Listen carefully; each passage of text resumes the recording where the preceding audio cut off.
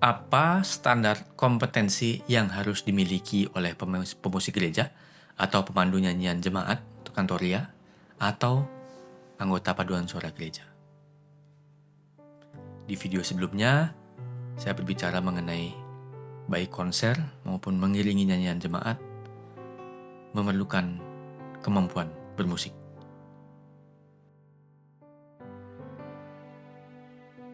Berangkat dari fakta bahwa kaum Lewi berbeda dengan suku-suku lainnya, termasuk dalam hal pekerjaan. Kaum Lewi tidak bekerja sebagai petani, peternak, atau profesi dari suku-suku lainnya, melainkan dikhususkan untuk melayani ibadah. Maka sepatutnya mereka adalah orang-orang yang sudah terbiasa dengan tugas-tugas yang dipercayakan kepadanya. Rory Nolan, seorang penulis buku mengenai ibadah, menerangkan bahwa kaum Lewi ini kayak punya perkampungan sendiri, dan di saat mereka tidak bertugas tuh mereka berlatih. Karena mereka keluarga, jadi ya mereka berlatih antar keluarga. Ada yang bapak ke anaknya, ada yang dengan sanak keluarga lainnya gitu. Sehingga kemampuan bermusik mereka terus meningkat dari waktu ke waktu.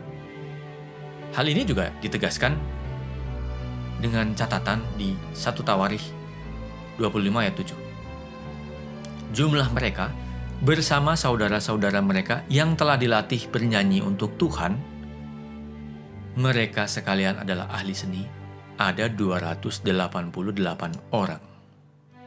Kata ahli diterjemahkan dalam berbagai Alkitab bahasa Inggris sebagai trained, skillful, expert in making melody, skillful, trained, atau cunning yang artinya terlatih, memiliki kemampuan yang lihai. Dalam bahasa aslinya, kata ahli mengandung arti orang yang dikhususkan karena mereka mengerti, pintar, bijaksana dalam hal tertentu. Sementara, dalam Kamus Besar Bahasa Indonesia, kata ahli memiliki makna sebagai orang yang mahir, faham sekali dalam suatu ilmu. Pertanyaannya, mereka yang dilatih adalah ahli seni, tadi menurut bacaan Alkitab tadi.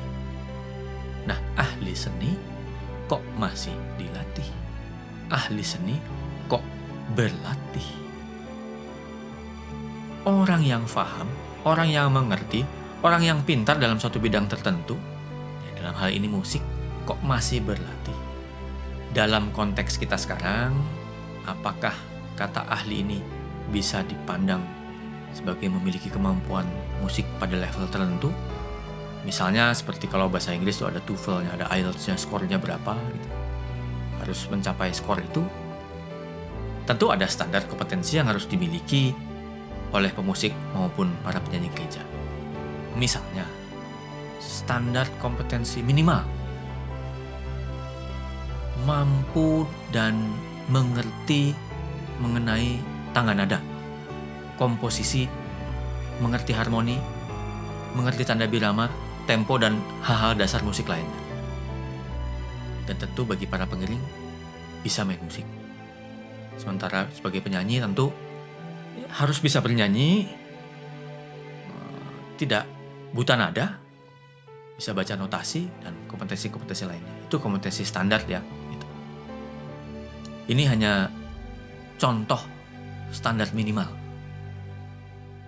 Tidak harus berlaku bagi semua ya. Tapi kalau kita melihat patokan lainnya, kata ahli tadi, di mana ukurannya? Ataukah mudahnya, apakah seorang pemusik gereja itu harus memiliki kompetensi minimal setara misalnya grade 5 atau 8 di Royal Music atau ABRSM atau lembaga-lembaga lainnya? Mari kita lihat lebih mendalam.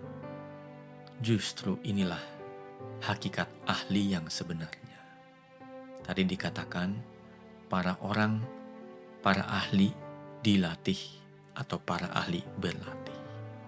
Seorang ahli termasuk dalam bidang musik pada hakikatnya adalah orang yang tidak berhenti untuk berlatih dan belajar.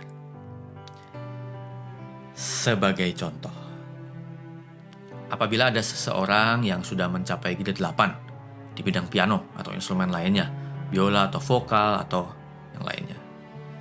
Jika dirinya tidak berlatih dan berhenti berlatih, maka seiring berjalannya waktu, kemampuan itu akan menurun. Seiring berjalannya waktu, kemampuannya itu tidak akan setara dengan grade yang sudah dicapai sebelumnya. Semakin lama dia tidak berlatih, semakin turun kemampuannya. Demikian juga dengan bidang-bidang ilmu lainnya. Apakah itu olahraga dan lainnya. Seorang pelari terhebat sekalipun, jika dia berhenti berlatih, maka kemampuan berlarinya akan turun seiring berjalannya waktu. Begitu pula dengan dosen. Dia disebut ahli di bidang tertentu karena dirinya tidak berhenti melakukan penelitian, riset, dan mengembangkan diri di bidang yang ditekuninya.